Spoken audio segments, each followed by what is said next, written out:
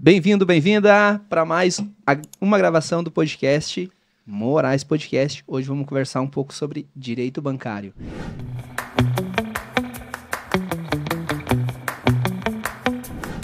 Um momento que a gente está enfrentando no Brasil em que esse podcast aqui, penso, vai ser o mais importante de todos aqueles que nós gravamos. Por quê? Aqui vai ter um formato para você que está endividado ou com medo de se endividar, sair desse momento difícil. E quem está aqui para nos dar receita, sempre um especialista, e hoje não é diferente. Hoje está conosco Dr. Rodrigo Becker. Bem-vindo, doutor. Obrigado. É uma satisfação, é um prazer estar aqui e compartilhar um pouco da experiência que temos nessa área de direito bancário. Então, já faço desde já um agradecimento pela oportunidade. Cara, a gente agradece e fica muito feliz, doutor. Quem diria que a gente se encontrou em um evento, se encontrou em 2 eventos, no terceiro evento a gente bateu um papo com um pouco mais de consistência e estamos aqui batendo realmente aí um papo de uma maneira mais precisa, com o objetivo agora de ajudar as pessoas. Então, vamos lá, porque a galera... Essa semana até conversava com o pessoal e o que tu falou nos bastidores tem total sentido. O momento que a gente está passando na nossa economia, doutor Rodrigo, é aquele em que a gente precisa do advogado bancário, tá? Esse é o momento que a gente mais precisa de ti. E eu ouso dizer, até advogado precisa do advogado bancário, porque o Leão tá ali, ó, de olho na gente. Cada advogado tem sua especialidade, né? É difícil você abranger todas as áreas, então acaba precisando, como o médico precisa de outro especialista, o advogado também não é diferente, né? Perfeito, doutor, perfeito. Doutor, vamos já entrar aí nessa seara que aquece o meu coração falar, porque é um dos setores dentro do escritório que a gente faz de uma maneira muito tímida. E se me permite a pergunta aí, para a gente iniciar. Como que tu chegou, doutor Rodrigo, nesse nicho específico? Cara, por que fazer direito bancário, doutor Rodrigo? E antes de, se me permite aí tu responder, dar um oizinho aí para a galera. Pessoal, estamos ao vivo lá no meu Instagram e ao vivo no Instagram do escritório Baker Lisboa e Martins Advogado. Então você dê uma espiada lá nos stories, lá apareceu que tá ao vivo, manda um aviãozinho pra galera vir aqui e se quiseres mandar ali uma pergunta, a gente já vai respondendo aqui ao vivo. Voltando lá. E agora, Rodrigo, como foi esse despertar por direito bancário? Por que tu se enveredou para essa área? Conta para nós, meu amigo. Perfeito. Então, eu vou contar brevemente a minha história, para a gente não se estender muito. Eu venho de origem agro, então eu venho da roça, né? E desde o início, desde cedo, acabo que eu tive muito contato com financiamentos, com cédula de crédito rural, até por decorrência da atividade, né? É necessário, é inevitável que se busque financiamentos. Então, no trajeto de toda a minha vida, eu acabei tendo muito contato com essa parte de financiamentos, bancos, e eu vi muitas situações onde minha família, onde meus pais tinham dificuldades em alguns anos por conta da frustrações de safras, eles tinham dificuldades, né, com o pagamento dos financiamentos. E nesse momento a gente via praticamente um terror, que o banco ele faz um terror, né, em cima dos clientes, buscando efetivamente aquela satisfação daquela dívida, né, quando talvez teria outras maneiras. No decorrer do meu trajetório, migrei para a área imobiliária, fundei uma construtora, tenho hoje outras empresas nessa atividade imobiliária, então eu fiquei mais próximo, ainda mais presente das instituições bancárias, né? Por uma própria necessidade, né? Aqui no Brasil, infelizmente, tudo é financiado, né? A gente depende do banco praticamente para tudo.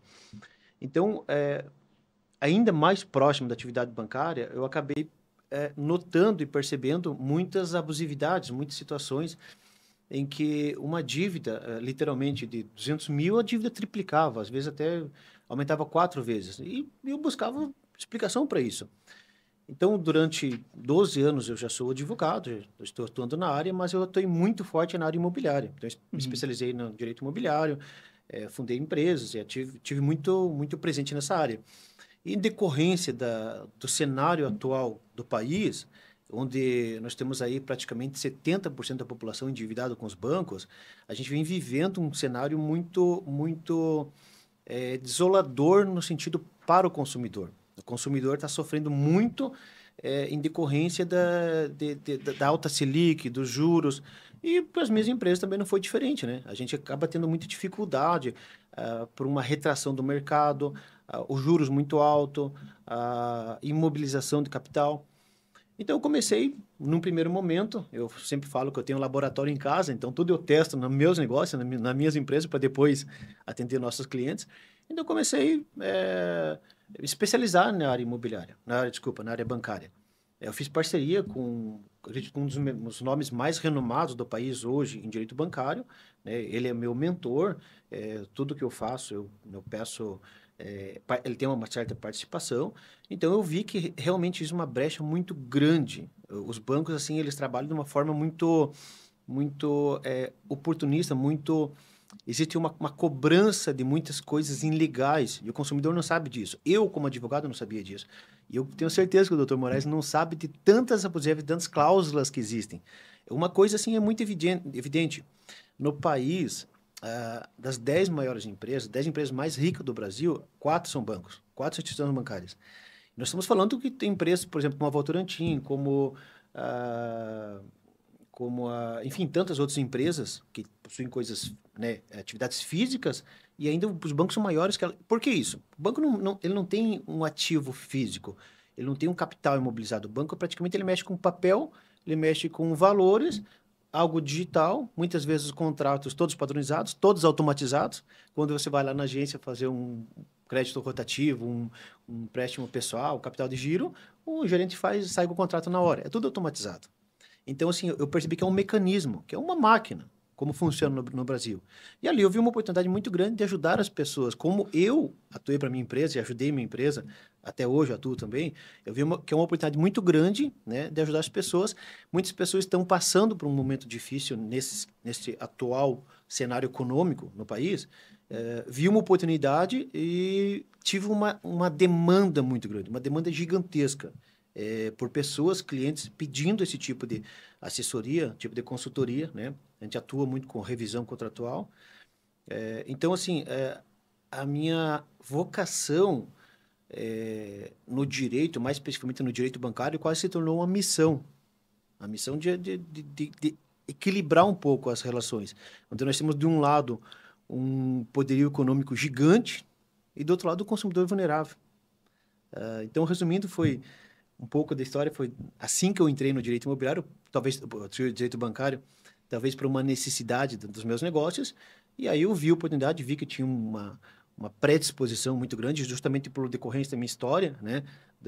Desde a infância, desde a adolescência, sempre trabalhando, sempre atuando com determinadas atividades bancárias, né? Serve de crédito rural, financiamento imobiliário, então acaba que você acaba ligando uma coisa a outra, né? E o teu discurso, ele meio que vem e envolve a gente emocionalmente, porque a história que tu conta, cara, é a história de muitos brasileiros, inclusive muitos advogados. E vem aqui uma indagação. O cliente principal ali que vocês atendem, na grande maioria é empresa, ou Dr. Rodrigo, ou é pessoa física também? E quem que tu percebe está sendo mais prejudicada com esse momento de endividamento que o Brasil está passando? São mais pessoas físicas, são mais pessoas jurídicas? E quem tu mais atende? Quem está mais prejudicado, pessoa física ou jurídica? E quem é o teu cliente mais ativo ali, ou são os dois? Se puder compartilhar com a gente. Geralmente, a gente tem um volume de numerários evidente de pessoa jurídica, né? São operações mais altas. Uma empresa hoje, para ter um endividamento de 1 milhão, é muito simples. Para um produtor rural, 10, 15 milhões de endividamento é muito simples. Basta decorrência de uma ou duas safras, onde a gente atua também no direito bancário específico para o produtor rural, né? Uma ou duas safras de seca ou qualquer caso fortuito, força maior, enfim, ele acaba tendo um endividamento, ele não consegue mais. O empresário também. Nós sabemos que o custo aumentou muito de produção, os impostos têm aumentado muito, o custo de mão de obra. Evidente que em volume financeiro, assim, pessoa jurídica, né, tem um volume maior. Mas é evidente que também em número de pessoas, são pessoas físicas, né? De clientes. A gente não analisa o contrato em si, analisa o direito que aquela cédula, aquele contrato, ele vai possibilitar para o cliente, independente se é pessoa física ou jurídica. A gente analisa a cédula em si, né? O quanto ela pode ser discutida, o quanto ela pode ser revisada, o quanto ele possui de ilegalidades, né? De abusividades na cédula. Existem muitas pessoas físicas, evidente o juro é muito mais alto para pessoas físicas, onde nós tivemos um contrato, por exemplo, uma análise, quando a taxa de juros, depois eu vou falar disso, a taxa de juros, segundo a tabela do Banco Central, é 1,9% ao mês, o banco estava cobrando 4,9% ao mês. Então, assim, geralmente nas operações de pessoas físicas, a gente vê a abusividade muito maior. Porque até em decorrência do valor do empréstimo ser menor, o banco tende a embutir mais taxas. É proporcional, evidente. Numa operação, por exemplo, de 1 milhão, 2 milhões de financiamento bancário, o banco não vai embutir 1%, 2% de, por exemplo, pacotes, que são vendas casadas, né? Porque isso é um valor muito expressivo. Agora, um financiamento de 10 mil é uma venda casada muito sutil, muito... não aparece, não percebe. E uma coisa que até te passei ali nos bastidores anteriormente, o contato de um contador que faz análise de contratos bancários para nós e faz cálculos quando a gente ganha uma demanda trabalhista. E com a expertise dele, ele me trouxe uma coisa que me deixou um pouco preocupado. Por quê? E daí isso fiz a ponte, né, dele também com o chefe do setor civil que faz bancário aqui no escritório, porque olha só o que ele me colocou. Daí o Max, que coordena no setor eletrônico, falou, não, mas eu já sabia disso, Moraes.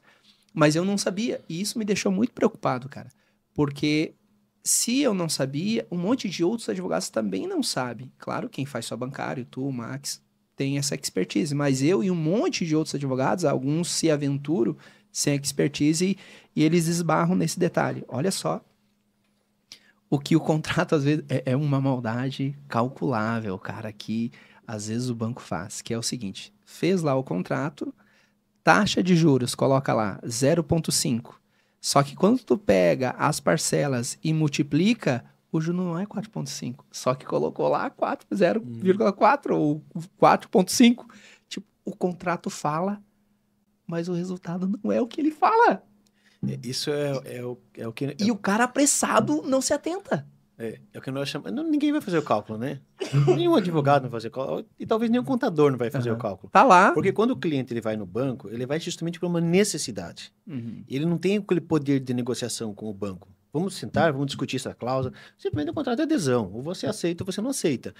Vamos ser sinceros. No Brasil, quando o consumidor tem o crédito aprovado, ele vai agradecer e vai assinar ali e não vai nem perceber só isso aprovar já é E mesmo que ele perceba, ele vai assinar.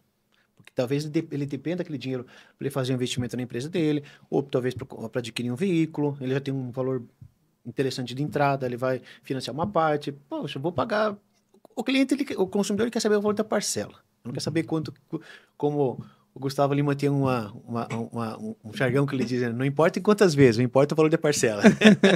Isso estimula ainda mais o consumidor. Isso que você falou é o chamado anatocismo, que é juros sobre juros. Tá? Embora isso é possível, ele tem que estar muito claro, em cláusula muito destacada, em negrito, tá? Para que o consumidor ele esteja ciente daquilo e ele assina. Quais contratos que tem isso? Nenhum contrato está claro isso. Isso já é o tema de muitas jurisprudências no Superior Tribunal de Justiça, que é uma prática vedada ao anatocismo quando não estiver muito bem claro. E é muito simples para você identificar o anatocismo. Muito simples. Você pega o juros mensal. Por exemplo, o juros mensal 2% ao mês. Anatocismo? Anatocismo, que é a prática de juros sobre juros.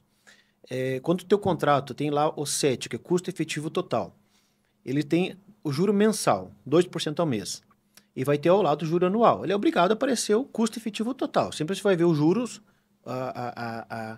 o juro remuneratório, que é o que o banco ganha de remuneração por te emprestar o dinheiro, o juro remuneratório, você vai ver, analisar 12 vezes aquele juro mensal. Então, ou seja, deveria ter o juro mensal 2% e o juro anual 24%, certo? Nunca vai dar isso.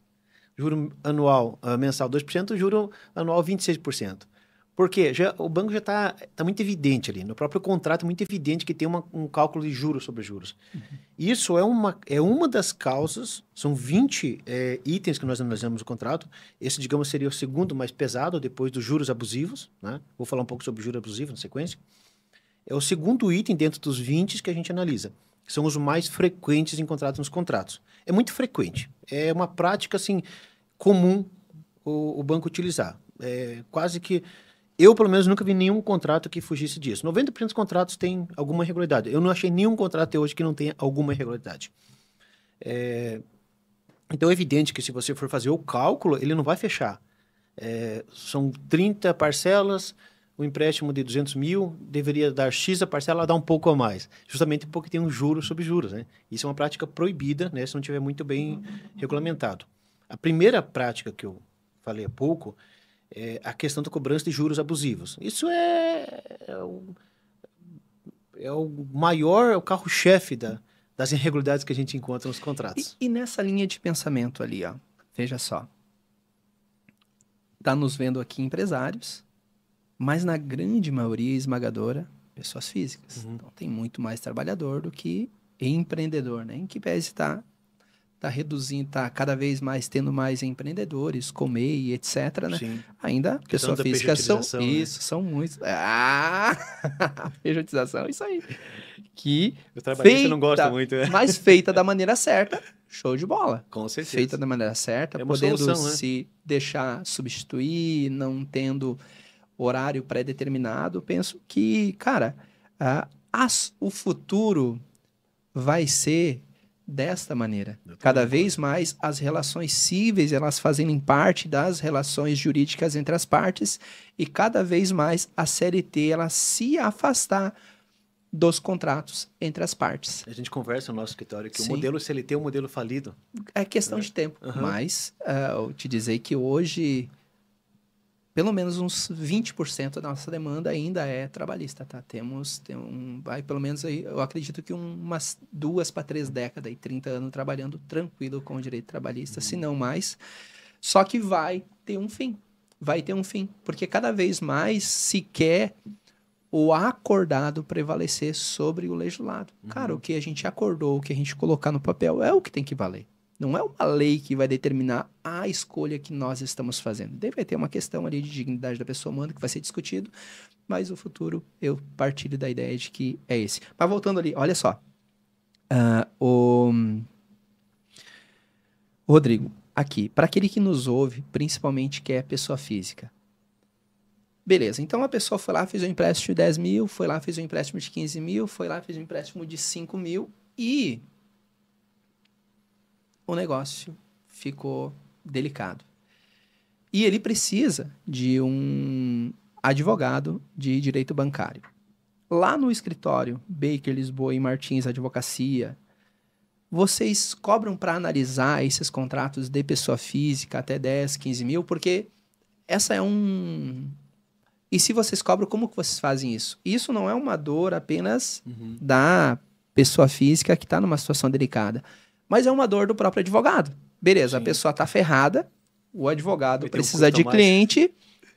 Como que lá no Baker, Lisboa e Martins Advocacia vocês fazem para amparar esse cliente ou para amparar e ter uma retribuição? Contem um pouquinho da logística de vocês, a gente já entender um pouquinho de como é que trabalha a advocacia lá. Certo. Vai ser legal essa resposta. Até porque é evidente, como você citou, o seu consumidor vai procurar o advogado, pelo menos nessa situação, é porque é evidente que ele não está conseguindo pagar a parcela do banco.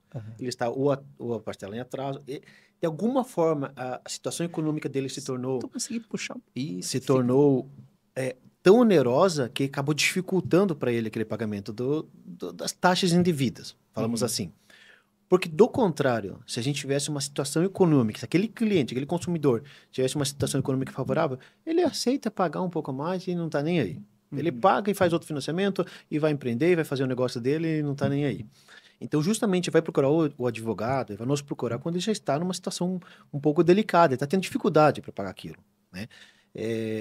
Evidente que se a gente onerar ainda mais esse consumidor, com custo para se analisar, ele não vai, ele vai acabar, às vezes, até sendo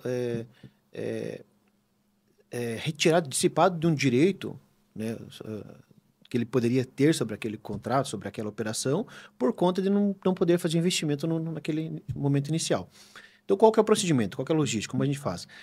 A gente recebe a documentação, geralmente, duas documentações são básicas. É o contrato, né, a cédula de crédito, seja qual tipo de operação for, e o extrato da dívida, a demonstração da evolução da dívida.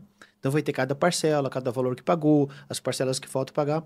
A cédula de crédito e o? A cédula de crédito e o extrato com a evolução da dívida. O que é isso, extrato com a evolução da dívida? É um extrato de todos os pagamentos. Qual que foi o valor liberado, qual a data da liberação, quais meses teve o pagamento, pagou em atraso, qual que foi os juros remuneratório, juro moratório, qual que foi a multa. Mas é um fácil extrato de conseguir isso? Sim, isso o banco é obrigado. Porque o nome ele já assusta, né? O banco é obrigado a dar esse documento. Se o banco não fornecer, você pode ir no PROCON, pode fazer uma reclamação lá, ou até mesmo a gente pode entrar com uma demanda judicial para forçar o banco a entregar essa documentação. Isso até, todos os bancos entregam. Isso até, por exemplo, para um financiamento de um veículo. Exatamente. Todos os bancos entregam. A gente não tem sentido... E quando o cliente vai lá no banco pedir isso, o banco já sabe o que o cliente vai fazer. Ele vai fazer uma revisional. Ele já sabe. Porque ninguém vai sair pedindo extrato de... verdade. Não, ninguém faz o extrato da sua evolução de dívida. Para que tu quer saber disso? Paga e pronto. Entendeu?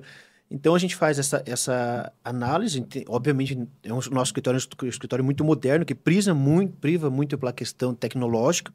Nós temos ferramentas de inteligência artificial que faz a primeira análise. Nós não vamos pagar para o perito fazer uma análise inicial. Isso tem custo. Né? Então, a gente faz uma primeira análise. São dois momentos. Exatamente. Faz uma primeira análise e coloca para o cliente. Olha, o teu contrato, a gente identificou isso, aquilo. É provável que nós consigamos restituir esse valor que você pagou indevido, dependendo se a gente conseguir encaixar com relação de consumo, através do Código de Defesa do Consumidor. A gente consegue até pedir a restituição em dobro, tá? Depende da relação, não configura a relação do consumo. Cada tipo de contrato, cada tipo de cliente, cada tipo de consumidor é uma situação. Então, assim, foi apurado que você pagou no curso desse financiamento 13 mil, 15 mil, 50 mil reais a mais indevidamente. Então, não é todo o contrato que vocês pagam o perito fazer o cálculo. Não, a gente só paga se a gente fechar com o cliente. Nós estamos falando de uma primeira análise. Aquela análise, cara, total sentido aquela análise para o cliente saber se vale a pena ou não. Então, vai te oferecer X... a probabilidade é muito grande de você conseguir ser ressarcido desse valor que você pagou nas parcelas anteriores a mais. Por exemplo, entre o juro de mercado, o juro pela tabela do Banco Central, e o juro que efetivamente o banco cobrou. Foi apurado que você pagou X a mais. Esse valor já vai poder ser ressarcido. Ok, nós temos um número. E as suas parcelas daqui para frente, elas vão ser reduzidas para tanto. Então, a gente tem essa previsão. Lógico, pode variar um pouco, pode o juiz entender diferente. E é evidente, se nós formos ajuizar uma ação, que a gente sempre tenta de maneira administrativa, por ser mais rápido, por ser mais... E tem dado bom? Eficaz. Não. O banco, ele não tem nenhuma... Eles não têm nenhuma uma estrutura para isso. Mas, assim, eu acho interessante até porque você chegar numa demanda judicial até com uma prova que você tentou administrativamente. O juiz tira o chapéu. Claro, o juiz te respeita mais. Exatamente. Então, você não foi entupir o judiciário de mais coisa, né? Mas, cara, que legal. Então, atende o cliente, não cobra nada, viabilizado uma potencial ação, Isso. a gente vai para o segundo momento, que daí sim, o valor que paga para o perito, daí cobra do cliente. Exatamente, tá. Exatamente. Aí Perfeito. a gente faz os contratos honorários, dependendo da situação, a gente cobra um honorário no curso do processo, dependendo da situação, seria só no êxito. Então, é de se analisar cada situação, né? O quanto trabalho que o escritório vai ter. Geralmente são demandas muito parecidas, né? Então, é praticamente sempre a mesma coisa, são sempre as mesmas cláusulas, sempre o mesmo tipo de abusividade. Então, a gente consegue ter uma resposta rápida para o cliente para isso. Faz todos a parte jurídica, a parte documental entre o escritório e o cliente. A partir dali, o nosso escritório assume a negociação junto ao banco, primeiro administrativamente, depois judicial. É muito importante essa parte que eu vou falar, porque o cliente ele está apertado e o banco está numa situação favorável naquele momento. O que nós fazemos? Identificado as cláusulas abusivas e que realmente elas sejam abusivas, no primeiro momento nós vamos falar isso para o cliente. A gente vai trazer isso na mesa e colocar os números para ele ver até se vale a pena, enfim. Identificado isso e a gente entrando com uma demanda judicial, a gente pede uma tutela antecipada, não é sempre que o juiz vai conceder, mas é evidente, se tiver o direito claro, demonstrado, líquido ali na cédula, que há aquela abusividade, para que o cliente faça o depósito das parcelas, somente o valor em controvérsia, ou seja, o valor que a gente apurou devido judicialmente. O cliente não paga mais para o banco. Com isso é uma estratégia muito prejudicial para o banco, porque o banco deixa de receber aquela parcela.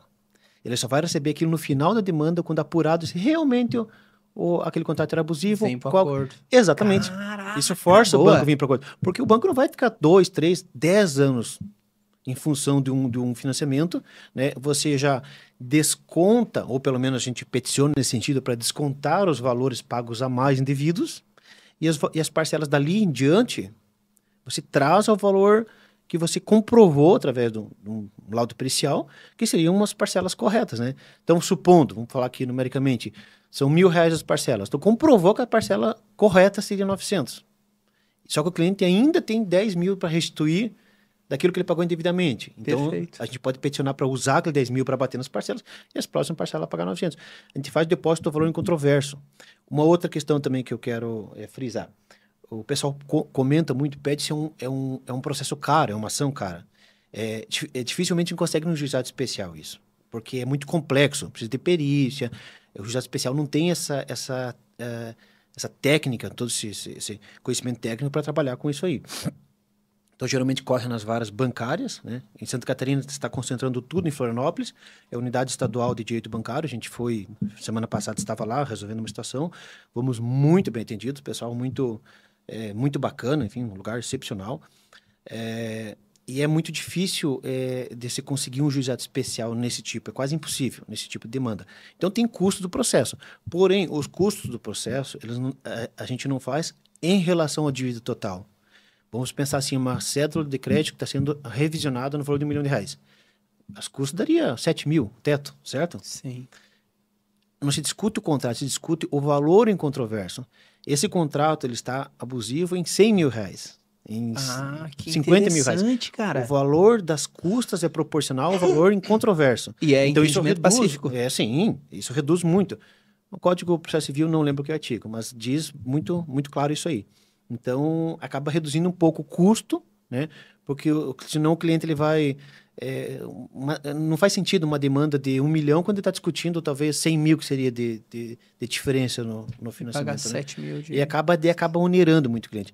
Então, são todas situações que o nosso objetivo do escritório é realmente ajudar o cliente a atravessar aquela situação economicamente difícil para ele. Porque nós sabemos que nós vivemos num país onde é comum as crises. Entra um governo, entra outro, quando a crise não é financeira, ela é institucional, ela é sistêmica, ela é crise de saúde. Então, a gente vive num país que é normal isso. E o consumidor, o cliente, às vezes até o empresário, até o produtor rural, que a gente atua muito também, ele precisa atravessar esse momento. Se ele não tiver um apoio jurídico, não tiver um profissional para somar força a uma peça tão vulnerável numa relação com um banco, que é uma peça, um adversário tão poderoso, se ele não tiver, pelo menos para tentar equiparar, é fato, o banco vai esmagar. O banco vai esmagar, porque uma coisa é claro, o gerente nunca ele é amigo do cliente. O gerente ele não está lá para ser amigo, ele vai te bater nas costas, vai te trazer um chazinho, um café, enquanto você estiver dando lucro para o banco. A partir do momento que você não conseguir pagar a parcela que você ficar inadimplente, o gerente passa para o jurídico, não é mais a responsabilidade dele. O jurídico ele não vai analisar se aquele cara foi 50 anos um bom cliente para o banco, 50 anos deu um lucro gigantesco para o banco, mas aquele determinados 5 meses a empresa está passando por uma crise. A empresa dele não conseguiu vendas, não conseguiu gerar receita suficiente. E para o mérito, para análise do mérito pelo juiz também isso não vai... Exatamente, não tem como você trazer, né? Não importa o histórico, importa aquele momento.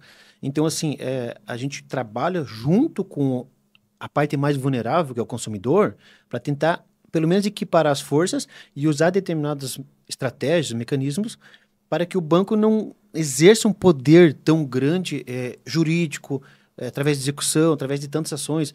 exceção de prédio de atividade, execução, até a própria inscrição nos órgãos de restrição de crédito. Então, existe mecanismo para a gente talvez até se antecipar, né, com uma revisional, é um mecanismo que a gente utiliza muito, apurado uma irregularidade no contrato, e a gente com uma revisional, isso literalmente, se apontado uma irregularidade, acaba calçando o banco de entrar com uma ação, expropriar um bem do cliente. Né? Pensa uma situação de um produtor rural, aqui como exemplo, ele herdou a fazenda do seu pai, que herdou do seu avô, e ele é uma pessoa muito correta, a vida toda teve um trabalho, né, uma honra, uma adimplência exemplar nas suas prestações, mas em determinado ano sofreu uma seca. Ok, eu fui produtor rural, eu sei disso. O produtor rural sempre a esperança é o próximo ano. E se criou um mito de que o agro é o... No outro ano, puxa, agora esse ano estou endividado, no ano que vem vai dar certo. E dá uma seca pior. E no outro ano dá uma praga diferente. Parecia uma cigarrinha, XY, uma cigarra diferente. Cara, o produtor não tem como. O que vai acontecer? O banco vai em cima, ele vai mandar aquele terreno que o proprietário deu como garantia para o banco e vai executar, e vai penhorar, e vai mandar para leilão. Tu imagina que o cara perdeu tudo o que ele construiu durante a vida toda por 2 ou 3 safras. Então, quer dizer, existe mecanismo. Para o produtor rural é diferente. A lei protege muito o produtor rural. Né? Mas existe mecanismo também para o empresário, para a pessoa física. Para passar esses momentos. Hoje existe a lei de superendividamento, provavelmente vocês devem trabalhar com isso aí também. Existe para a pessoa jurídica, né, a recuperação judicial. Então, existem vários mecanismos, mas nós fazemos muita frente dessa parte estratégica, a relação do banco com o consumidor. Para quê? Para tentar trazer uma relação um pouco mais equilibrada, tendo em vista o quanto, o volume. Hoje nós temos mais de 172 milhões de cédulas de crédito ativo no Brasil. E essas 172 milhões, vamos chutar um número aqui, 150 milhões possuem irregularidades. E desses 150 milhões, estou chutando números, né? Desses 150 milhões, 1% da população entra efetivamente contra o banco. Mais da então metade, é uma máquina. Da metade da população com cédula de crédito, se for pensar. Tem muita gente que tem 2, 3, 4 cédulas de crédito, né? Cara, uma coisa que tu me falou que eu achei muito legal e que eu penso que esse é o porquê de tanta irregularidade, né? O banco, ele tem, cara, muita gente como cliente. Pessoa física, pessoa jurídica. Então, seria humanamente impossível fazer os contratos de uma maneira que atendesse às tuas necessidades peculiares, ali, tuas necessidades específicas.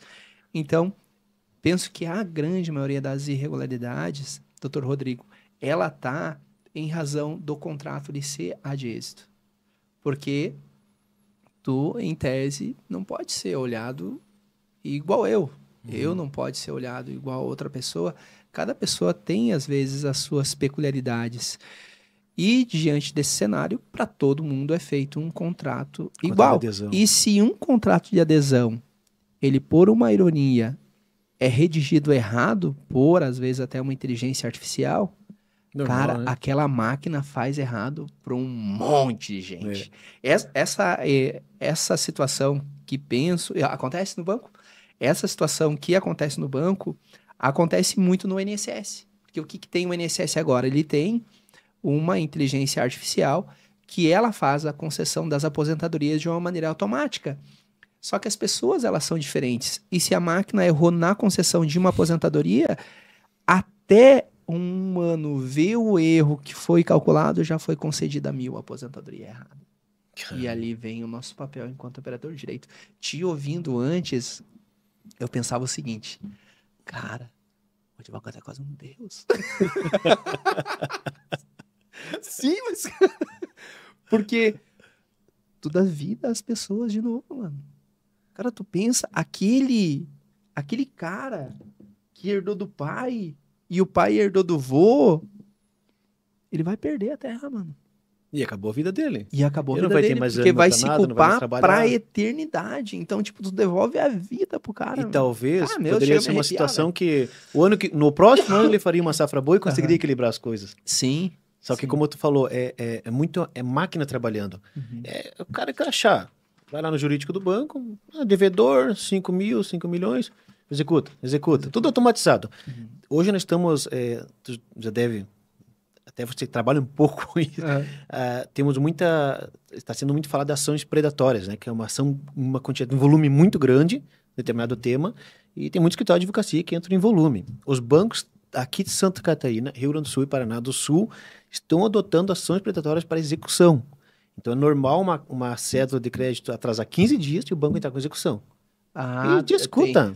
Porque tem muito advogado... Tudo automatizado, ele como você falou. Sendo condenado, não. Ele sendo intitulado como um advogado que está fazendo demandas predatórias para o consumidor. E o banco? E o banco, né? Porque tu percebe que a gente sempre olha o advogado do consumidor e da empresa fazendo uma advocacia predatória, tu não vê se falar em banco com execução predatória, com demandas predatórias. É interessante, né, cara? Está sendo falado muito isso, principalmente nos 3 estados aqui do Rio Grande do Sul do país. Onde o que acontece? Nós estamos hoje num índice, um número histórico de inadimplência. Isso é dados, estão lá no Google. Qualquer pessoa pode entrar lá e pesquisar. Número recorde de empresas de recuperação judicial. Número recorde de pessoas inadimplentes, de pessoas físicas inscritas nos órgãos de restrição ao crédito. Então, o que acontece? O banco ele precisa de giro, o produto do banco é o dinheirinho, tá lá no cofre, fisicamente, pensando assim, é o dinheirinho. Se esse dinheirinho ele emprestou e esvaziou o cofre, ele precisa trazer para o cofre, entendeu? Porque se ele ficar com o cofre vazio, o banco quebra. O banco quebra como qualquer empresa. Não teve nos Estados Unidos em 2008? Foi aquela crise da bolha americana dos imóveis, quebrou um monte de banco, né? E o banco quebra, é normal. Não quebrou mais banco porque o governo socorreu lá, tem essa situação também. Mas o banco, quando ele começa a ter um índice de inadimplência muito grande, ele começa a acelerar os processos de execução. Então, se ele manda 100 execuções lá, dessas 100 execuções, 20, talvez 10 clientes vão se apavorar, vão lá fazer um acordo. Ou vão lá, vende, torram uma máquina, torram um terreno, torram sua casa, vende baratinho, a preço talvez metade do preço do mercado, para ir lá poder pagar no banco. Coisa que se esse cliente tivesse procurado um advogado especialista, conversado, talvez o advogado iria encontrar até nessa cédula, ou até mesmo nessa execução, uma causa de extinção da execução. Um erro, uma planilha de cálculo que faltou, a gente pegou um caso onde era uma cédula de crédito rural e, de repente, foi renegociada. Chama-se encadeamento, né? Que pega uma cédula e vai... E tem um outro nome que não me recordo também, que são várias cédulas que se reúnem e faz uma dívida única. Mas essa é uma cédula que foi renegociando vários anos. E daqui a pouco ela virou uma cédula de crédito... de dívida. Ela virou uma cédula de crédito pessoal, com característica de cédula de crédito rural. E pior... A gerente do banco mandou via mensagem para o WhatsApp para o cliente que é uma cédula de crédito rural comercial. Não existe cédula de crédito rural comercial. Com prazos anuais para pagar é muito típico da atividade rural. Não existe um financiamento pessoal com prazo de 5 anos anual para se pagar. E aí o que acontece? Quando nós temos no direito agro, no direito agrário, um tipo de juros máximos, um tipo de multa, a gente tem uma possibilidade de renegociação. No crédito pessoal, isso se extinguiu tudo, é tudo diferente. Ou seja, essa cédula nova que veio para execução agora, ela já veio com vício lá na formação dela. Era uma cédula e foi vendido para o cliente um tipo de financiamento, quando na verdade era um outro. Foi vendido um financiamento rural e era um financiamento pessoal. E a gente tem prova disso. Tem a própria conversa WhatsApp, a gente consegue comprovar para o juiz com o WhatsApp do banco mesmo, o logotipo do banco, né? Então, assim, é uma cédula que uma execução provavelmente consegue extinção. E aí você, imagina o banco entrar com uma execução, você extinguir a execução, cara, o poder do cliente negocial, ele fica gigante. O banco está aqui, você está aqui, ó, massacrando. Isso que tem que fazer, tem que equivaler ou pelo menos aqui, ó, porque daí você entra. Eu sempre falo, você não pode ir no banco negociar se você está muito pequeno. Você tem que estar igual, você tem que ter carta na manga, você tem que ter poder para negociar. Não se senta no mesa de negociação sem ter as ferramentas, sem ter... gatilho mental aí, gente, para fechar contrato. Sem ter as tuas armas também. Tu vai entrar numa mesa de negociação sem tuas armas, tu vai levar sua paulada. Imagina aí sem ter o advogado. Não, é muito comum isso que você falou. O gerente, sempre quando há um caso de atraso de prestação, um endividamento do consumidor e ele não consegue honrar conforme foi combinado, qual que é a primeira coisa que ele vai fazer? Ele vai lá no banco procurar o gerente para fazer uma renegociação. Tá? O banco pode fazer isso. Muitas vezes ele oferece, se você tem um crédito, se você tem, já te pede uma garantia, quando muitas vezes você tinha um contrato sem garantia, já te amarra com uma garantia, e faz uma inovação, como tu falou, faz um novo contrato para pagar aquele último, para quitar aquele último. As taxas de juros maiores, já tem uma venda casada, já te pediu uma garantia. Nesses casos, é exorbitante a abusividade dos bancos. Por isso que o gerente sempre vai te oferecer. Mas assim, se o consumidor atrasou as parcelas, não conseguiu, é a pior coisa ele diretamente no banco para renegociar. É melhor ele procurar os seus direitos, ele rever aquele contrato, ele procurar talvez até uma renegociação judicial, ou mesmo que seja administrativa, junto com o advogado. Porque na medida que ele faz essa renegociação, ele começa a entrar numa bola de neve, um círculo vicioso, ele nunca mais vai sair. A dívida que era 200 mil, ela foi para 400, foi para 800. Nós tivemos um caso assim, a dívida era 200, está em 1 milhão. Só que o cliente já pagou 400 mil dessa dívida, porque ele foi pagando no decorrer do tempo. E ele pagava 2, 3 anos e não conseguia mais pagar. E lá renegociava, e mais pacote, mais pacote. Então, assim, é uma análise que nós não fazemos só na cédula final, naquela vigente hoje, mas todas as anteriores que derivaram aquela. Então isso você encontra, é claro que é um trabalho muito mais complexo, é um trabalho, como a gente falou, que não vai jogar numa ferramenta e sair um parecer. É um trabalho muito minucioso, mas daqui a pouco você encontra 500 mil de irregularidade lá. Eu estou chutando os números, estou falando números. Então, quando o cliente vai no banco e procura essa renegociação direto com o gerente, ele assina achando que ele tomou um fôlego, mas na verdade ele tomou uma paulada, que ele vai entrar num círculo vicioso que dificilmente vai conseguir sair. Sim. Quando se pega o cliente com endividamento muito alto, geralmente é renegociação em cima da renegociação, em cima da renegociação. No teu diálogo, tu colocou um ponto ali que eu achei muito legal e que isso aqui eu acho muito importante, tá? Dr. Rodrigo, que é nós, às vezes, termos a humildade, né, de dizer, cara, eu preciso de ajuda. Eu confesso a ti que essa situação que tu passou, eu passei há um tempo atrás e eu tive também que ir para fora, que foi o seguinte, cara, eu tô no momento da minha advocacia que eu preciso de uma pessoa para fazer 2 coisas para mim. A primeira, me orientar com relação à parte jurídica. Mas não é só isso um advogado ou um operador de direito. Eu preciso de alguém também para me mostrar onde é que eu estou no mundo, como que eu, pessoa, tenho que fazer alguma coisa, não apenas eu enquanto operador do direito. Porque às vezes a gente não consegue ser um operador de direito porque a gente não se descobriu ainda verdadeiramente como pessoa. Então, às vezes, a pessoa ela só não está alcançando o resultado porque ela não se encontrou. Comentou há uns minutos atrás a respeito de tu ter um mentor. Coloca aí para nós o que foi essa tua experiência, o que mudou para ti tu ter um mentor para te guiar. O Dr. Rodrigo. Certo.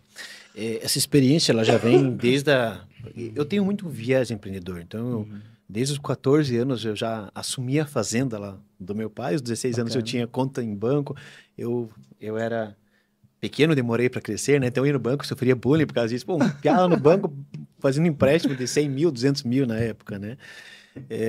Então eu sempre tive muito essa garra, essa vontade mesmo. Eu gosto, eu acho legal essa área de empreendedorismo, de construir, de se mudar um cenário, né? Seja lá qual for. Você pegou essa sala, você era uma sala diferente, você mudou, você transformou. Aqui era uma cozinha, tá? Era uma cozinha. Legal.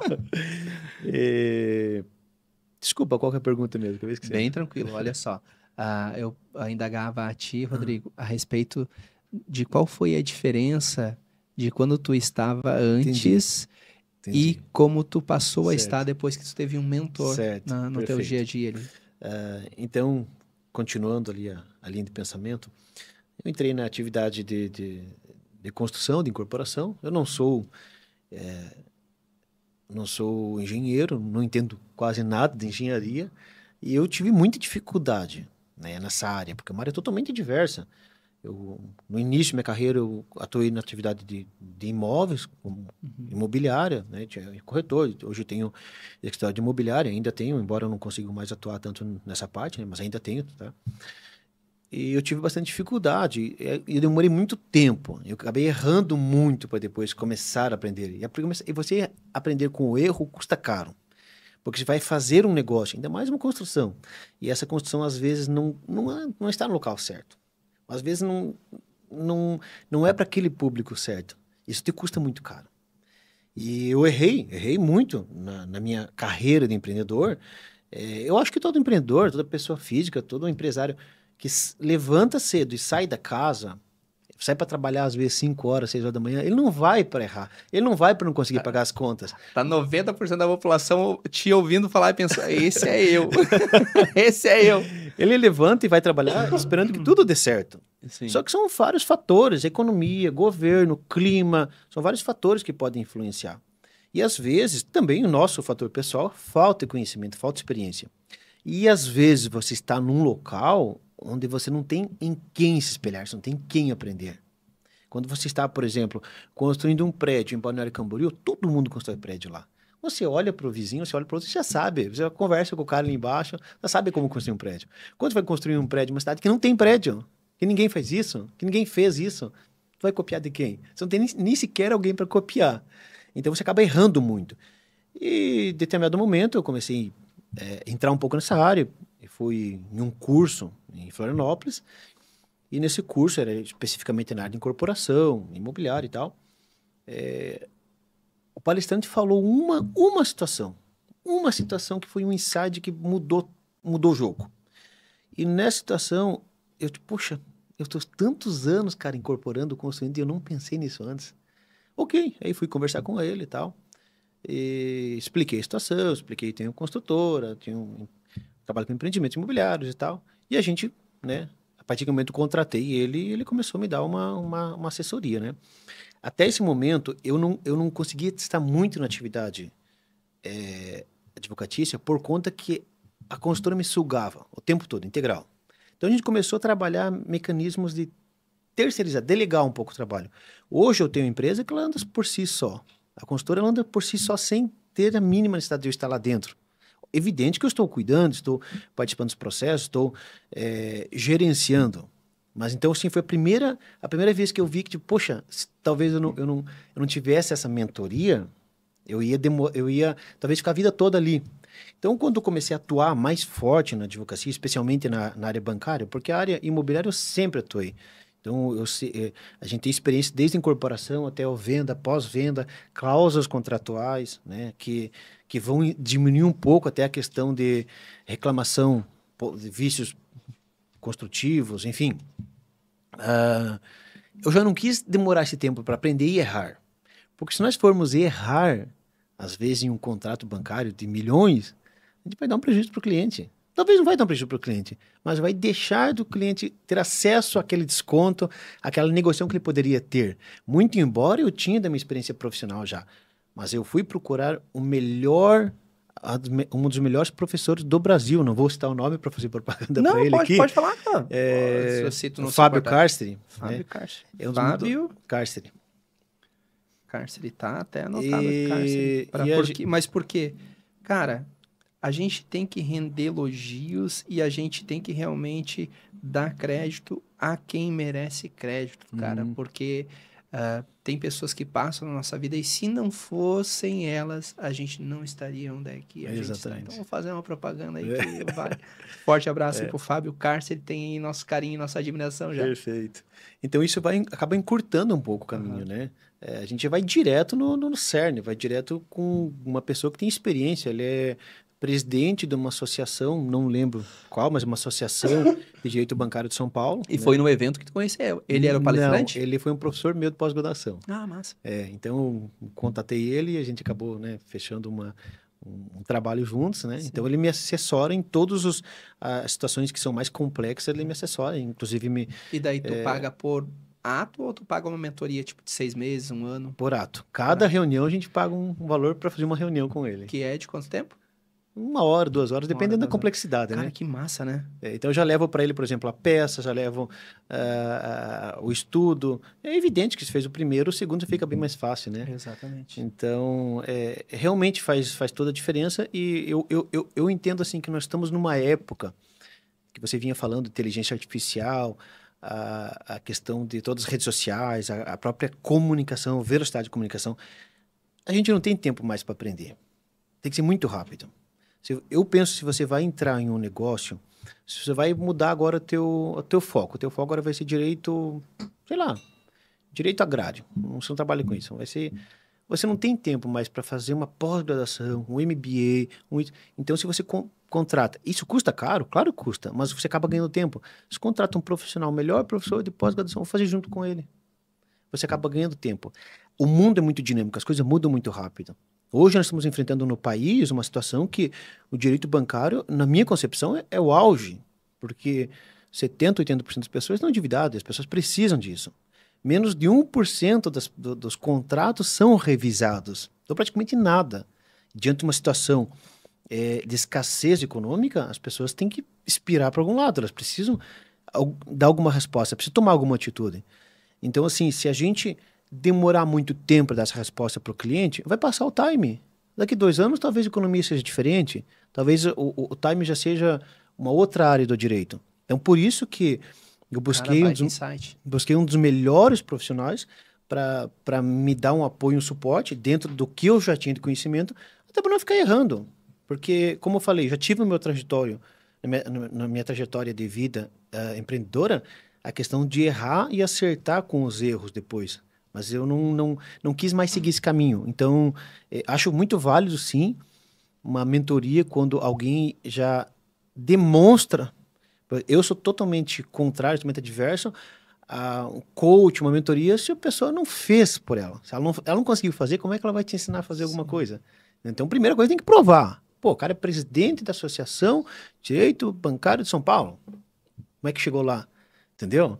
Então, você tem um histórico. Eu acho muito importante, sim. Eu acho que encurta caminho, ganha tempo. Como, por exemplo, o cliente. Ele vai ficar se batendo, vai tentar negociar por si só lá com o banco, sabe? Às vezes, eu vou gastar muito com advogado, vai ficar caro. Às vezes ele não vai gastar nada. Às vezes, cara, depende da situação. Êxito, né? A gente quer assim, ó, a gente procura melhorar a vida do cliente de alguma forma, tirar ele daquela situação de sufoco, pelo menos dar um fôlego, dar um ar, um tempo, ele poder respirar, ele poder organizar as coisas dele de novo, sem aquela pressão absurda. Porque tanto o banco quanto qualquer credor, ele bota uma pressão absurda, uma pressão violenta. E não é muito incomum você ver casos de pessoas que se suicidam mesmo por dívidas. Sim. Né? Não é muito difícil. Eu já conheci vários empresários lá da minha cidade, pessoas que saltaram... Pessoas não, um indivíduo saltou da sacada por... né? Enfim... e talvez era o momento. Talvez se ele tivesse um certo apoio, um fôlego, aí o banco pressiona, o credor pressiona, o agiota pressiona. Família, uma série de coisas que vão acontecendo e que realmente deixa a pessoa sem ver saída, né? E que bom que existe a situação do empresário, existe... Hoje está cada vez mais crescendo, né, a situação dessa rede de apoio, né? Grupos de pessoas que conversam, que se ajudam. E também, e eu vejo com bons olhos, o advento da internet, que permite a gente bater um papo aqui no podcast, levar essas histórias e levar esperança. Esperança, talvez o João, a Maria, o Pedro, o Marcos está passando por uma situação parecida com essa que tu falou, e contate um advogado da confiança dela, contate o Dr. Rodrigo, para ter uma visão um pouco mais ampla. Às vezes tem um custo, mas é um custo até simbólico para fazer uma análise de todo o contexto e dar uma solução, uma esperança, dá às vezes vida. Exatamente. A pessoa ela tá quase se adiando no prédio. Mas hoje, o advento da internet, a gente está batendo um papo aqui, é muito legal justamente por isso, porque a gente dá esperança às pessoas, né? Com relação ali a essa questão que tu conversava antes, falava, e eu partilho desse teu entendimento também, tá? De que existem algumas situações em que a gente tem que ter um certo cuidado, porque se tu busca alguém pela expertise e o cara não fez, eu fico um pouco inquieto. O que é diferente de buscar alguém para te ensinar os caminhos das pedras que a vida te apresenta, que não é relacionado à expertise e ao direito processual. Então, elas são situações distintas, né? Então, eu preciso entender do direito bancário. Show de bola. Tu precisa de alguém que tenha expertise do direito bancário. Eu preciso de alguém para me achar na vida. Daí é alguém realmente que tem sabedoria da vida, né? Então, são caminhos ali distintos. E que bom se todos nós conseguíssemos ter essas duas mãos, né? Ter um mentor expert e ter um mentor que nos guie também para nos encontrar verdadeiramente, né, Rodrigo? Uhum. Porque essa seria a realização plena e que hoje é possível. Tu ter um mentor que te guie no caminho de tu se encontrar e ter um mentor para as questões realmente práticas do teu dia a dia que tu precisa entender, porque tu não tem aquela experiência prática para encurtar a situação do caminho. Isso é muito legal, cara. Uhum. E isso só é possível quando a gente tá no fight, tá no dia a dia, tá na palestra, tá no podcast, tá acordando cedo, tá dormindo tarde, não tá tendo às vezes o final de semana de lazer, tá tendo o final de semana na busca de conhecimento, né? Na busca de conhecimento. Eu acho que, perdão, nós, eu e tu, a gente se conheceu já nessa vida de busca de conhecimento, né? Sim. Então, eu pratico muito isso. Eu sempre, quando posso, estou viajando, estou buscando o próprio network. Eu acho que o fato de a gente estar aqui já é justamente por um exemplo do poder do network, né? Sim. Quando a gente se fecha para o mundo, acaba que, às vezes, passam oportunidades. E dentro dessa minha área, eu vejo assim que os empresários, eu também sou empresário, como eu falei, meu viés é totalmente empresário. A gente vê que o empresário ele acaba se desanimando às vezes quando as coisas não vão bem. É normal, é natural. A empresa é uma filhinha do empresário, é uma copiazinha dele. Ele criou aquilo como se fosse criar um filho. Imagina o cara fazer uma empresa do chão, da terra, comprou lote, fez terraplanagem, construiu, empregou um monte de gente, gerou, trouxe riqueza para a cidade, imposto, tal, 20, 30 anos, e daqui a pouco muda o mercado, acontece algum fator, e o cara entra... Cara, aquele fato é como se ele estivesse perdendo um filho. Sim. É muito dolorido para ele, e o empresário acaba se fechando. Mas assim, eu como empresário, passei por situações muito difíceis. Eu acho que qualquer empresário no Brasil passa. É muito normal. O que diferencia um empresário de sucesso com aqueles que desistem, que voltam a trabalhar, talvez até seletista ou se aposentam, é a capacidade de resistência. É quanto ele consegue resistir. E nesses momentos é necessário um apoio, sim. É necessário buscar alguém que tenha uma certa afinidade, porque você vai ter, enquanto consumidor, enquanto cliente, você vai ter afinidade com um advogado. Eu vou ter afinidade com outro advogado, né? Eu sempre deixo muito isso claro. Eu acho que uma relação entre advogado e cliente é uma relação de muita confiança, de muita parceria. Então, dentro do possível, a gente procura atender nossos clientes em tudo. Manda mensagem no final de semana, se deu um problema lá, sei lá, brigou com o vizinho, deu um tapa em outro. Não é nossa área. A gente não trabalha na área criminal, mas manda mensagem, não custa. A gente responde.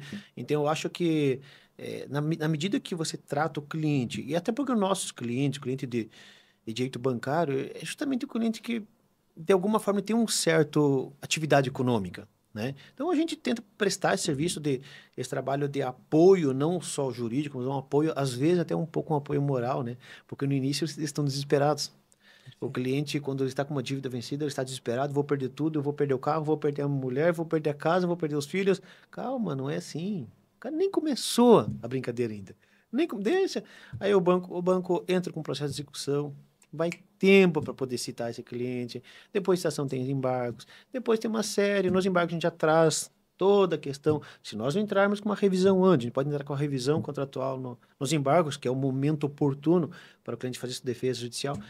Ninguém vai perder casa, ninguém vai perder nada assim de uma hora para outra. Entendeu? Isso tem um processo para chegar. E assim, às vezes a gente carregando, buscando o direito efetivo do cliente através do meio judicial, dá tempo dele das coisas melhorarem. Pô, exatamente. Perfeito. Dá tempo de mudar o cenário, Sim. mudar a economia, né? Porque eu vejo que é muito sazonal as situações. E a gente vê, assim, muito evidente numa mudança de governo. Algumas determinadas atividades são economicamente viáveis. Quando muda o governo, já muda tudo. A economia, agora vamos ter a reforma tributária que está prometendo muitas mudanças, né? Vamos ver efetivamente. Vai ser uma das cargas tributárias mais caras do mundo, mais alta do mundo. Porém, vai ter muitas atividades que vão ser, em tese, beneficiadas. Então, vai ter uma mudança. Eu, na minha concepção pessoal, eu acredito que vai ter atividades, vai ter empresas que não vão ser mais lucrativas. Não vai valer a pena mais. Então, assim, o empresário, ele precisa também, como nós advogados, estudar. Ele precisa estar no meio. E quando a gente está no meio, eu participo de um grupo de empresários de Balneário Camboriú, eu aprendo mais lá do que fazendo qualquer curso, porque a gente aprende na prática, sabe? A gente aprende Qual assim... é esse grupo? O Clube M. Clube M. Isso. Como tá crescendo esses clubes, né? Senhores Clube, Clube M, BNI. Tem muitos. Até a gente tá vai fazer uns... A gente vai para a terceira reunião onde a gente está discutindo a possibilidade de abrir um grupo aqui também, na região, né, envolvendo empresários, advogados e pessoas que têm o intuito de empreender. Por que isso? Porque a gente viu o poder do BNI, a gente viu o poder do Seus Clube, a gente vê o poder do clube que tu faz parte. Então, se ainda não tem na região e às vezes é um pouco distante da gente ir, vamos fundar um aqui. Vamos para a terceira reunião para orquestrar, né, toda essa criação. Eu penso que mais umas 2 reuniões entre as pessoas que estão fundando, a gente consegue aí já alinhar para fazer a primeira reunião. Na primeira reunião, eu vou lançar o convite para o Dr. Rodrigo fazer parte. Aceito, vou participar, com certeza. Porque o que seria, né, esse grupo de networking? Cara, é a oportunidade de todo mundo falar, a oportunidade de fazer 1 a 1 e a oportunidade da gente falar para as pessoas quem é a gente, o que a gente faz e como nós podemos ajudar. Isso é massa pra caramba, porque às vezes tudo o que falta pra gente na empresa que a gente está é a coragem de falar para todo mundo numa vez só. E quando tu começa num grupo de networking se apresentando, falando 30 segundos, se apresentando, falando 1 minuto o que tu faz, e depois apresentando 5 minutos ou mais e... Bom! Cara, só isso que precisa às vezes. A oportunidade e a continuidade que aquilo venha ocorrendo até a gente ir crescendo e brilhando cada vez mais. A nossa só fala, né, para cada vez mais pessoas. Mas aí, chegamos nos minutinhos finais aí, passou rápido, né, cara? 1 hora batendo papo. Cara, mas assim, ó, umas 3 últimas perguntas e já vamos se organizar para um segundo bate-papo, aonde podemos aí nichar o nosso diálogo, mas no contexto de quais são os principais contratos que a gente consegue fazer revisão e trazer um público mais específico para analisar, dar uma politizada com mais antecedência no nosso bate-papo aqui no podcast, porque tenho certeza, tá, o que tu faz... tem muita coisa para falar. Tem muita coisa para falar e principalmente para empresários que precisam dessa informação. Empresário que às vezes eles vão para a batalha, cara, só com as mãos. Só com as mãos. Quando podem ir lá no banco conversar com toda uma armadura. Eles sentam na mesa para negociação pelado. Imagina, cara. O banco aqui, o cara aqui. Vamos equalizar. Rodrigo, isso. Cliente, banco. Agora isso. O negócio ficou bacana. 3 perguntinhas aí pra gente, 2 perguntas e depois uma pergunta, um quiz, e depois encerramos aí com a última pergunta aí, tu se apresenta e diz aí onde é que é o teu escritório também, né? O escritório dos teus sócios, né?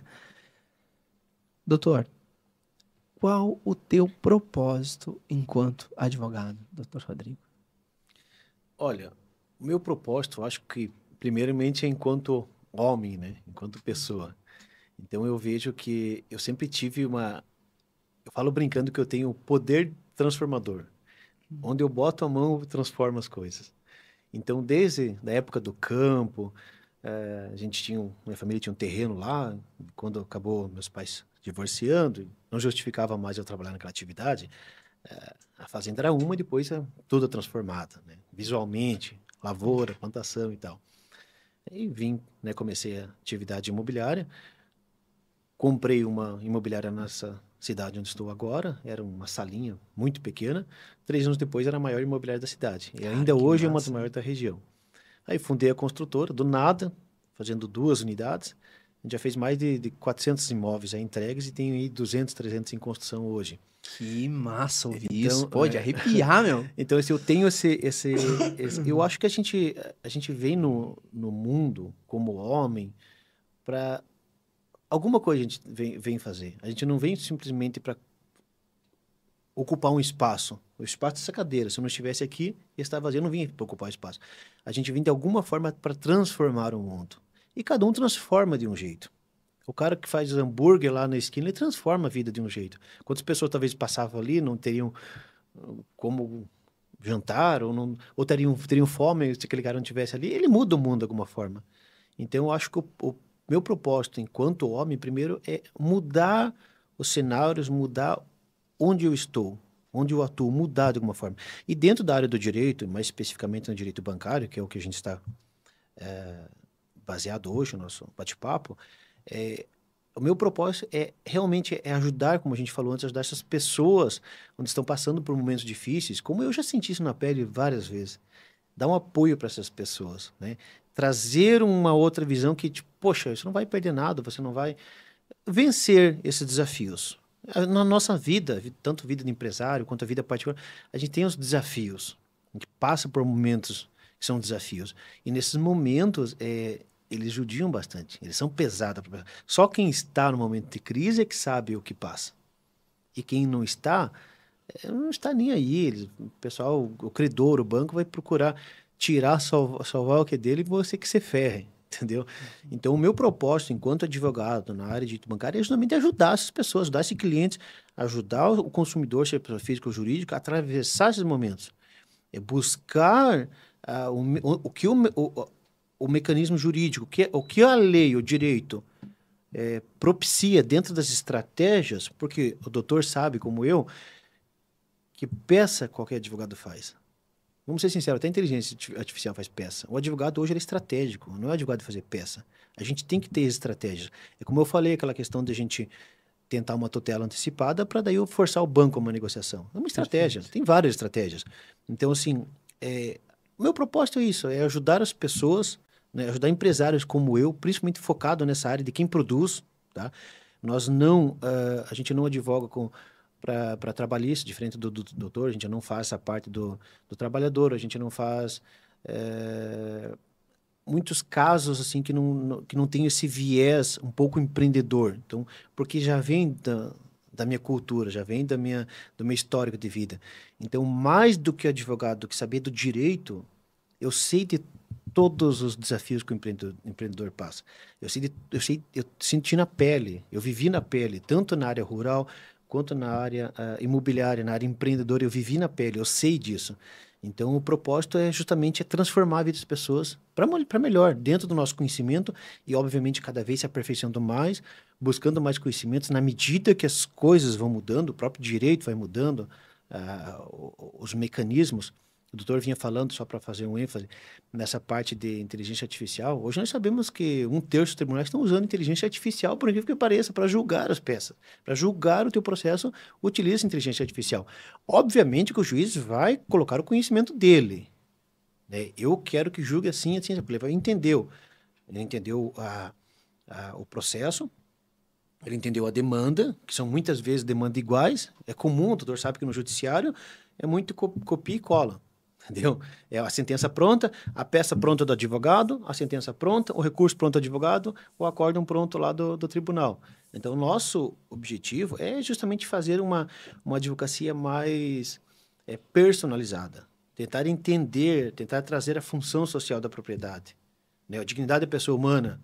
A função social da propriedade é uma coisa que na área do direito, da parte de pessoa jurídica, a gente traz muito. O que aquela empresa, qual que é o bem que aquela empresa traz para a sociedade?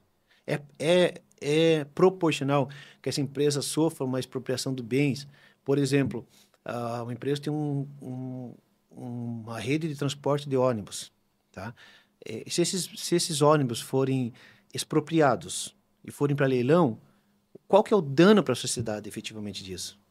Então, busca-se talvez uma suspensão dessa penhora, dessa busca e apreensão. Então, quer dizer, o nosso objetivo, meu propósito, eu acho que enquanto advogado, é isso mesmo, é transformar, é mudar, é tentar ajudar de alguma forma o empreendedor. Porque na minha trajetória de vida, eu tive que muitas vezes lutar sozinho dentro do meu conhecimento e buscar conhecimento e talvez atravessar a noite, até horas da noite estudando, para chegar lá e para se defender. A gente já teve problema com o Ministério Público, a gente já teve problema, porque enquanto incorporador, hoje tem muito problema. Problema com o cliente, muito oportunismo, tá? Na área de incorporação. É uma área bem complicada para se trabalhar. E a gente teve que buscar conhecimento, e eu mesmo me defender.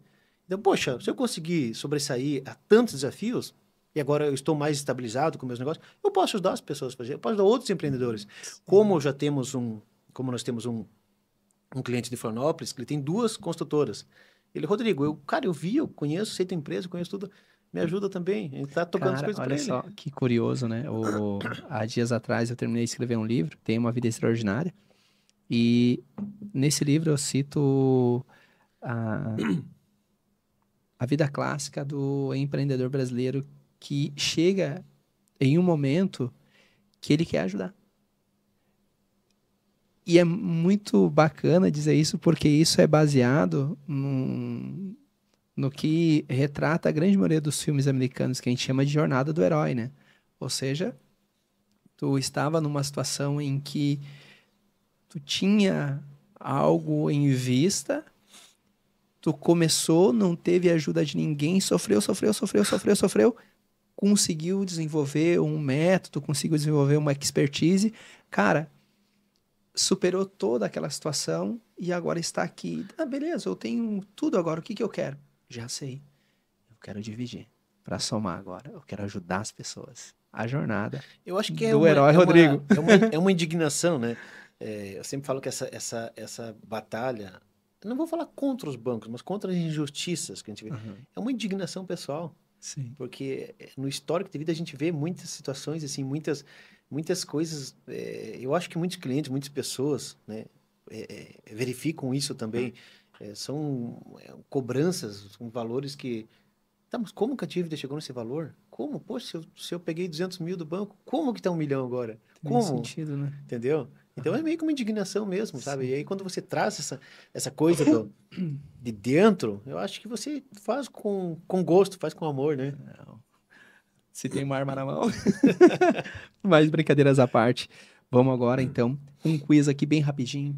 Eu sempre gosto de dizer o seguinte: a gente evolui com o passar dos anos, Rodrigo. O Rodrigo de hoje não vai ser o Rodrigo daqui a 10 anos. O Moraes de hoje não vai ser o Moraes de 10 anos. Por quê? Porque a gente está no fight, a gente está disposto a aprender.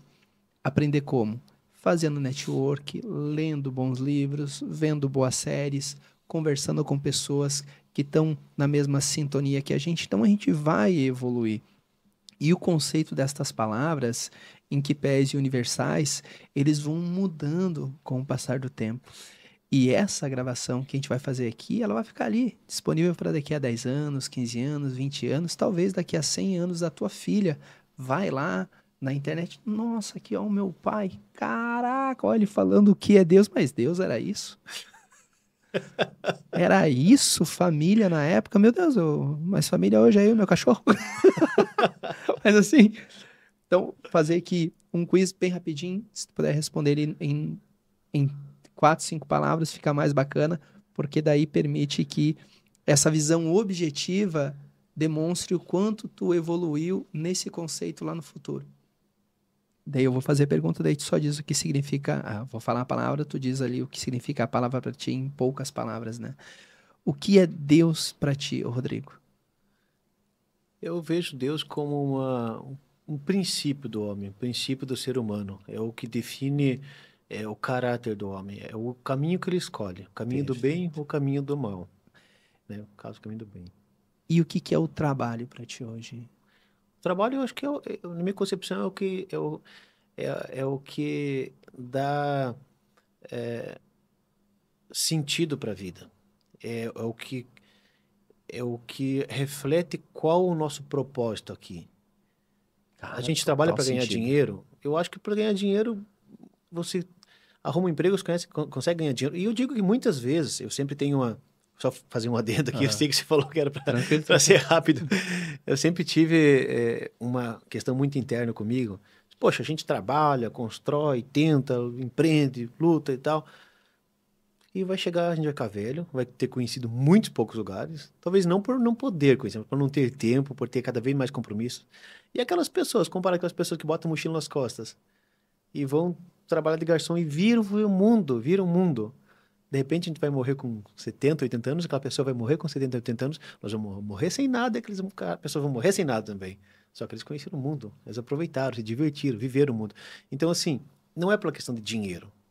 Se a gente pensar em dinheiro, você para de trabalhar hoje, junta tudo que você fez, vende e vai se aposenta e vai viver até os 80 anos, até os 90 anos. O que você construir dá para você viver até os 90 anos? Dá. Então, vende tudo. Não é pelo dinheiro. É pelo que você transforma, pelo que você ajuda, é pelo que você muda. É aquele poder transformador. O que você transforma, aquela parte que se transforma, te dá prazer, te faz feliz aquilo lá, te faz mais feliz do que talvez você vendesse tudo, comprasse um apartamento na beira da praia e ficasse todo dia caminhando lá. Te dá mais prazer isso? Cara, agora tu me lembrou algo que aconteceu ontem, tá? Ontem tava com o responsável pelo financeiro fazendo os pagamentos, daí só conferindo, né? Tava ok, pagava, tava ok, pagava. Ontem foi feito a folha de pagamento de toda a galera, né? E quando foi feito a penúltima folha de pagamento, teve uma que a gente não conseguiu ontem, vamos fazer agora. E eu dizia para a pessoa lá que pegava as informações da contabilidade, pegava as informações do escritório e cruzava todas as informações, daí que eu não cruzo as informações, tem que fazer conferência, né? Até em razão dessa conferência que a gente não conseguiu fazer lá o pagamento ontem.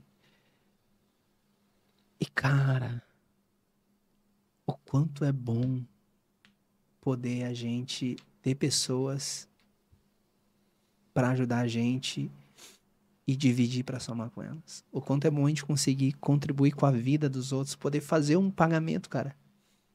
Tu lembra quando tava a galera lá, todos trabalhando, pegava lá, chegava com a grana aqui, a grana aqui, a grana aqui, a grana. E às vezes, invariavelmente, nessa vida louca de empresário, em alguns momentos tu paga todo mundo e olha, meu Deus. Mas mesmo assim, é gratificante. É massa. Acho que o retrato do trabalho é perfeito.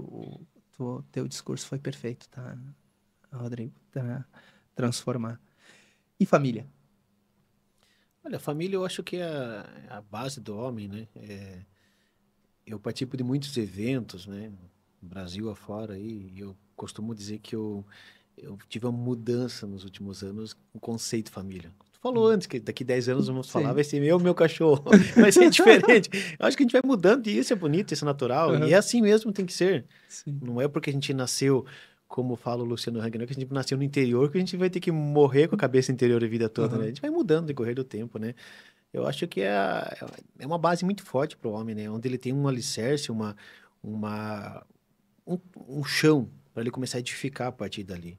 Que sem uma família, sem um apoio, sem ter alguém do lado mesmo, o resto é bem transitório, né? Você pode ter Sim. amigos hoje, amanhã você precisa mudar para outra cidade, você já não tem mais aqueles amigos todo dia juntos, você às vezes mudou de profissão, está em outra atividade.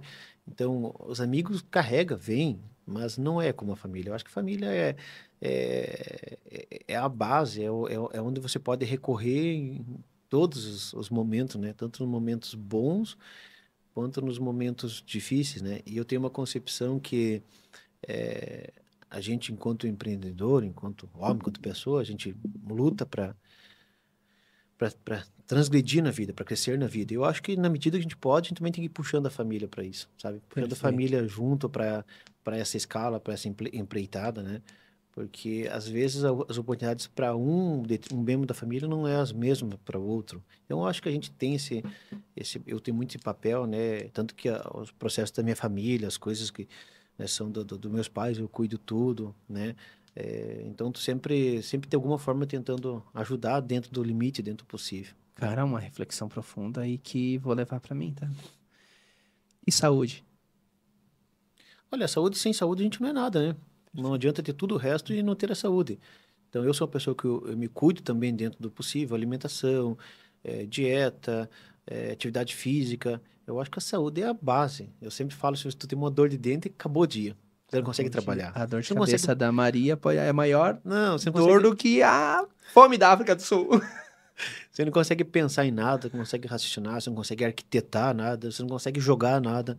Então, eu acho que a saúde tem que ter cuidado, sim, né? Hoje nós temos, com a era da informática e da comunicação tão fácil na palma da mão, é uma questão de hábito mesmo. A gente sabe que, assim, tem muita oferta, muita comida, muita coisa boa para você fazer. Então, eu acho que a pessoa tem que se disciplinar mesmo. Eu já pratico atividades físicas, eu já treino há mais de 17 anos e o período que eu fiquei mais tempo sem treinar foi 15 dias. Eu nunca fiquei mais de 15 dias sem Caraca, meu. treinar. Porque eu vejo assim, se a pessoa ela tem disciplina para ela encarar uma academia para passar dor, literalmente. Ela tem uma disciplina para tudo. Ela tem uma disciplina para estudar à noite, ela tem uma disciplina para viajar à noite se for preciso, ela tem uma disciplina para o que for preciso. Então, eu acho que a gente vai, naturalmente a gente vai envelhecer, né? E eu propriamente não gostaria, não quero ser um velho com um monte de problemas de saúde.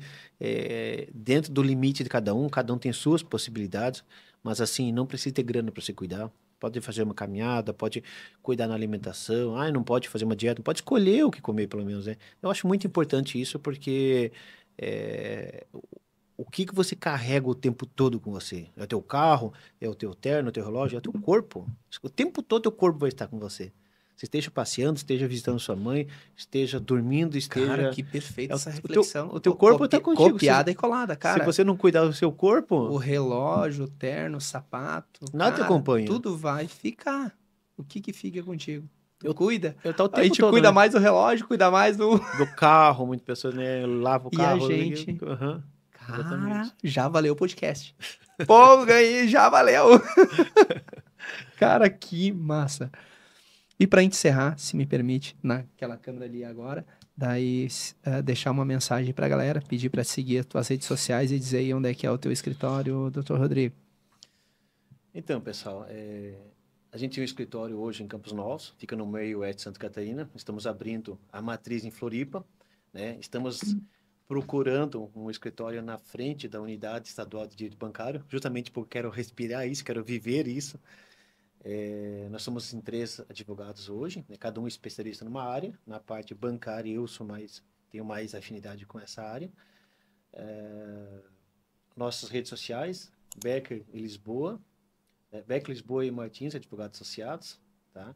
A gente posta muito conteúdo informativo, explicando para o cliente tudo que tem a ver com o meio empreendedor, como eu falei, com quem quer produzir, quem busca essa parte produtiva no país, né? Tanto direito imobiliário, direito bancário, a parte trabalhista também a gente sempre traz muitos insights, mas sempre voltado para o empresário, né? E eu quero convidar vocês, se vocês eventualmente tem alguma dívida, alguma dificuldade bancária, vocês podem entrar em contato com nós pela própria rede social, tá? A gente vai fazer uma análise dos contratos, vai te dar um parecer e com certeza nós vamos buscar sempre defender o interesse do consumidor e do cliente nessa disputa aí que é tão desigual, né? E ainda mais nesse momento, nesse cenário aí que eu acho que é crucial, às vezes, é a diferença entre conseguir se manter na atividade ou não é buscar, né, a revisão dos seus contratos bancários. Isso aí. Perfeito. Grande, Rodrigo. Só cresceu ainda mais a minha admiração por ti com esse bate-papo aqui no podcast. Eu confesso a ti, a gente não tinha tido ainda um diálogo com tanta profundidade que nem teve agora, né? Diálogos de 10 minutos, 15 minutos, 20 minutos, a gente almoçou um dia lá, mas daí eu gosto de tirar uma soneca meio-dia, a gente almoçou, já fui tirar uma soneca no carro lá, deitando no ar-condicionado. E hoje eu conheci quem é o Dr. Rodrigo, pessoa que admiro ainda mais do que já admirava, tá? Pô, parabéns, doutor. Obrigado. Tem aí um cara aí que tá contigo pro que der e vier, na medida do que tiver ao nosso alcance, a gente tá à disposição sempre para ajudar e para somar. Obrigada por ter tirado um tempo da tua agenda, obrigado pela tua sócia que tá aqui hoje, a gente agradece de coração, sabe que, cara, são várias coisas que às vezes insistem para que a gente não esteja, às vezes, num ambiente de crescimento. São várias forças contrárias que, às vezes, criam situações que te chamam para o conformismo da vida. E a gente, inconformado que somos, estamos aqui, sábados de manhã, batendo um papo aqui nesse podcast. O menino que está conosco, Eric, levantou cedo, arrancamos o menino da cama. Cara, então, parabéns pra nós. Obrigado. Parabéns pra nós. Galera, bate-papo bacana. Se você tá no Instagram, obrigada por ter nos assistido até agora. Galera lá da advocacia, Dr. Rodrigo, para todos vocês, um meu muito obrigada, tá? Pela presença aqui. Você no YouTube, galera, podcast animal. Se você pulou aqui pro finalzinho, ó, tô de olho, fica tranquilo que eu já fiz aqui assim também, já fui lá pro final do podcast para ver como é que era lá a situação no final do bate-papo. Mas galera, vem cá comigo. Direito bancário foi o que a gente conversou e hoje nesse podcast, um daqueles que mais cresci, tendo feedbacks a respeito aí do direito bancário, a respeito do quanto às vezes é importante para o empreendedor, o quanto é importante para pessoa física, não apenas o dono de uma empresa, ter um advogado do lado para equilibrar a balança. Às vezes o banco tá aqui a pessoa, ó, com o advogado, equaliza aqui, ó. E você pode daí ter uma boa negociação, voltar aí a respirar e dar vida ao seu negócio. Então, é do teu interesse o direito bancário, assiste aqui o podcast, se inscreve no canal, que daí depois vai vir os cortes, né? E daí quando eles virem, você vai ser notificado. Um forte abraço do Moraes, Deus abençoe hoje e sempre. Lembra daquele jargão?